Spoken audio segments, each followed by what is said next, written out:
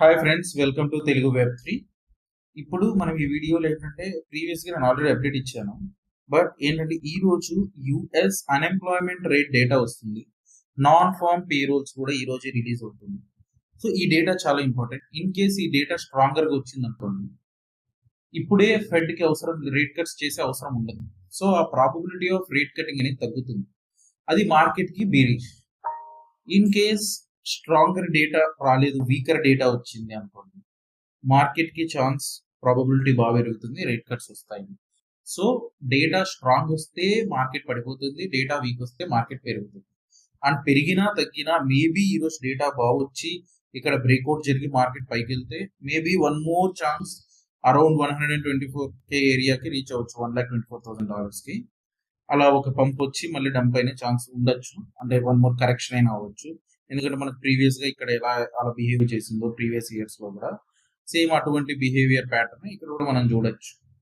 So but ఆ data in case ఆ డేటాకి ఎలా రియాక్ట్ అవుతుందంటే, ఒకవేళ ఈరోజు గుడ్ రేషియో వచ్చినా కూడా ప్రీవియస్ ఫ్రైడే లాగా ఒకే పంప్ బాగా వచ్చి మళ్ళీ డంప్ వస్తుంది మార్కెట్. సో అట్లా జరిగింది ప్రీవియస్ టైంలో, సింగిల్ డే పంప్స్ అనేవి వచ్చాయి అండ్ దీని ఆటోమేటిక్గా డంప్ అయింది మార్కెట్. సో ఇట్ డిపెండ్స్ అనమాట మార్కెట్లో.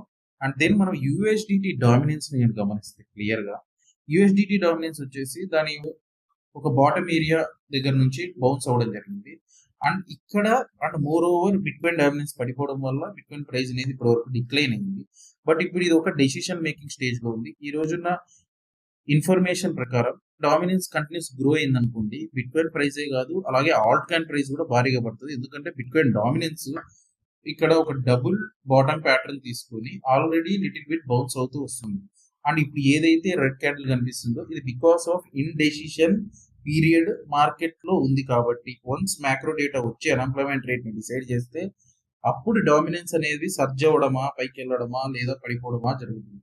ఇన్ కేస్ డామినెన్స్ అనేది సర్జ్ అయింది అనుకోండి, at the same time USDT dominance కూడా సర్జ్ అయింది అనుకోండి, భారీ డంప్ ఉంటుంది ఆల్ట్ కాయిన్స్ లో and minute dump bit coin లో ఉంటుంది. అండ్ దెన్ ఈ డామినెన్స్ హ్యూజ్ గా పెరుగుతూ మరి యూఎస్డి డామినెన్స్ హెవీగా మళ్ళీ పడింది అనుకోండి, దెన్ బిట్ కాయిన్ ప్రైస్ కూడా అలానే ఉంటుంది. బట్ ఇక్కడ కేర్ఫుల్, ఆల్ట్ కాయిన్స్ తో ఎక్కువ ఉండాలి. ఎందుకంటే ఆ మూవ్మెంట్ అనేది చాలా వైలెంట్ ఉంటుంది, అప్వర్డ్ అయినా డౌన్వర్డ్ అయినా. సో ఈవినింగ్ డేటా చాలా జాగ్రత్తగా చూసుకోండి. అండ్ దెన్ ఫ్రెండ్స్, ఇటువంటి మీకు అప్డేట్స్ కావాలనుకుంటే మమ్మల్ని తప్పకుండా యూట్యూబ్, టెలిగ్రామ్, ట్విట్టర్, ఇన్స్టాగ్రామ్లలో ఫాలో అవ్వండి. అండ్ అన్ని చోట్ల ఫాలో అయినా కాకపోయినా అట్లీస్ట్ టెలిగ్రామ్ లో ఫాలో అవ్వండి. ఈ వీడియో మీరు ఇన్స్టాగ్రామ్ లో చూస్తుంటే లింక్ బయోలో ఉంటుంది, యూట్యూబ్ లో చూస్తుంటే పిన్డ్ కమెంట్స్ లో ఉంటుంది. సో ఫ్రెండ్స్, ఇది ఈ రోజు అప్డేట్.